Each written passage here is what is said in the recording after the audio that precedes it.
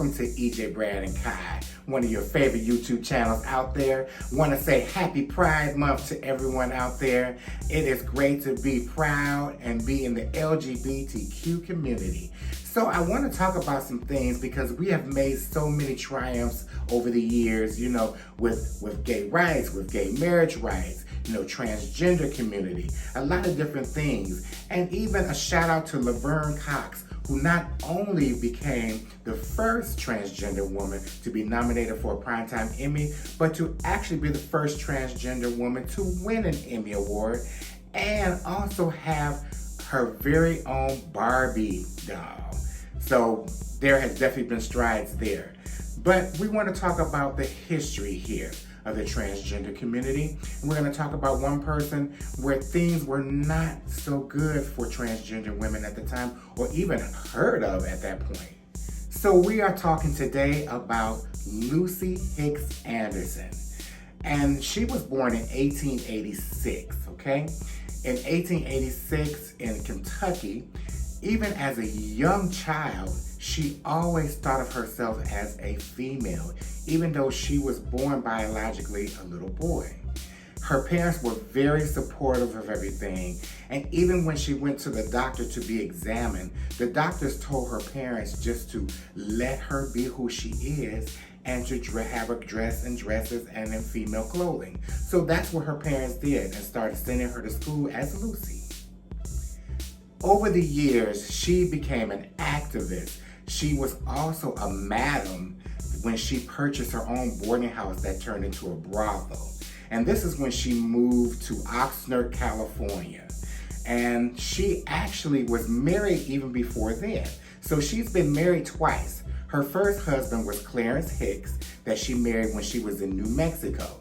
When she was like 20 years old, that's when she moved to New Mexico, you know, to start her life and start living her life. And she's always lived as a woman. She was married to Clarence Hicks for 9 years.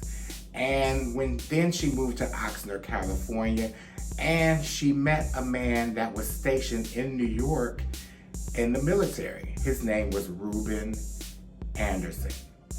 Now, in 1945, while still married to Reuben Anderson, she encountered some things that happened. So one thing that happened was they were questioning her identity because the brothel ended up having a big scandal where there was some type of disease or virus that was going around, and so everyone had to be tested in her brothel.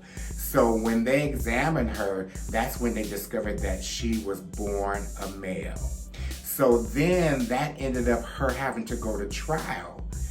And she was sentenced to perjury for not disclosing the fact that she was a male and that she lied on her marriage license. So her and her husband were both sent to jail for that.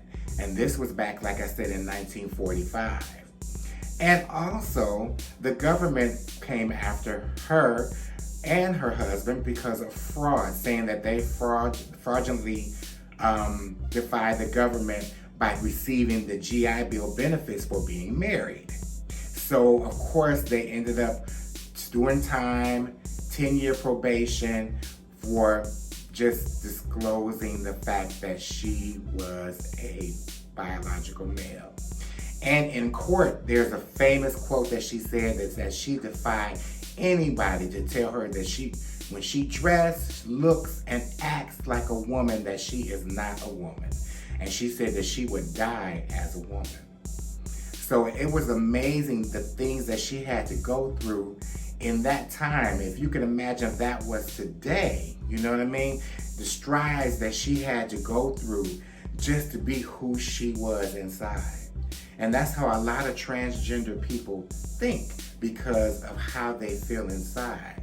So it's something to think about. Now, the other tragic thing that happened was after they were released from prison, they were actually banned from Oxnard, California. She was not allowed to go back or ever come back and visit the town or anything just because of who she was.